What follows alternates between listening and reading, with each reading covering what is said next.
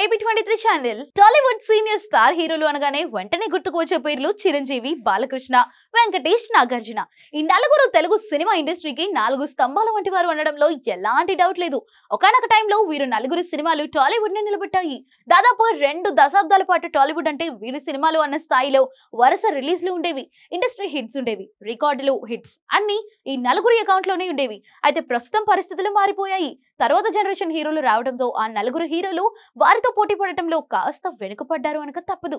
ఈ నలుగురు senior star హీరోలు చిరంజీవి, బాలకృష్ణ మాత్రమే బ్యాక్ టు బ్యాక్ విజయాలు సొంతం చేసుకుంటున్నారు. వారి సినిమాలు మాత్రమే బాక్స్ ఆఫీస్ వద్ద సందడి చేస్తున్నాయి.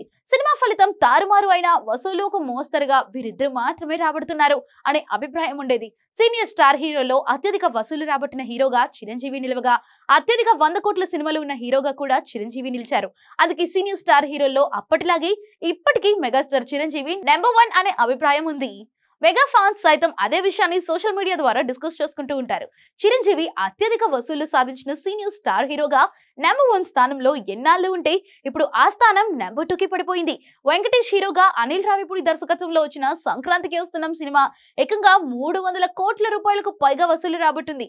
ఇప్పటి వరకు చిరంజీవి సినిమాలు ఈ నెంబర్ ను టచ్ చేయలేకపోయాయి. దాంతో అత్యధిక వసూలు రాబట్టిన సీనియర్ హీరోగా వెంకటేష్ నెంబర్ 1 స్థానంలో నిలిచాడు. ప్రస్తుతం చిరంజీవి నటిస్తున్న విశ్వంబర సినిమా ఈ రికార్డును బ్రేక్ చేయాలని అభిమానులు బలంగా కోరుకుంటున్నారు. వశిష్ఠ దర్శకత్వంలో యువి క్రియేషన్స్ బ్యానర్ లో రూపొందుతున్న విశ్వంబర సినిమా ఈ ఏడాది సమ్మర్ లో విడుదల కాబోతుంది. సంక్రాంతికి వస్తున్నాం సినిమాను విశ్వంబర సినిమా బ్రేక్ చేస్తుందనే నమ్మకంను మెగా ఫ్యాన్స్ వ్యక్తం చేస్తున్నారు. ఒకవేళ ఆ రికార్డును విశ్వంబర చేరుకోలేకపోతే ఆ వెంటనే చిరంజీవి తదుపరి సినిమా అనిల్ రావిపూడి దర్శకత్వంలో ఉంటుంది. 2026 సంక్రాంతికి చిరు అనిల్ మూవీ రానుంది కనుక ఆ సమయంలో ఆయన ఖచ్చితంగా చిరంజీవి ఆ నెంబర్ 1 స్థానంను మళ్ళీ దక్కించుకుంటాడా అనేది చూడాలి. బాలకృష్ణ ప్రస్తుతం అఖండ 2 సినిమాను చేస్తున్నారు. బోయపాటి శ్రీను దర్శకత్వంలో రూపొందుతున్న అఖండ 2 సినిమా ఏమైనా వెంకీ దక్కించుకున్న 300 కోట్ల రూపాయల వసూల రికార్డ్ ని బ్రేక్ చేసినా చూడాలి. మరి చిరంజీవి విశ్వంబరతో ఈ బ్రేక్ ఈవెన్ తో పాటు సెన్సేషన్ ను కూడా క్రియేట్ చేస్తారని ఆడియన్స్ అభిప్రాయపడుతున్నారు. ఇక ఇటువంటి మరిన్ని అప్డేట్స్ కోసం ఫాలో AP23 ఛానల్.